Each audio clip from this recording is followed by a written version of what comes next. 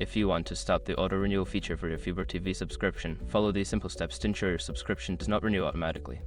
Step 1. Log into your account. Visit the FuboTV website and log into your account using your email and password. Step 2. Access account settings. Once logged in, navigate to your account settings. This is usually found by clicking on your profile icon or name in the upper right corner of the screen. Step 3. Go to subscription management.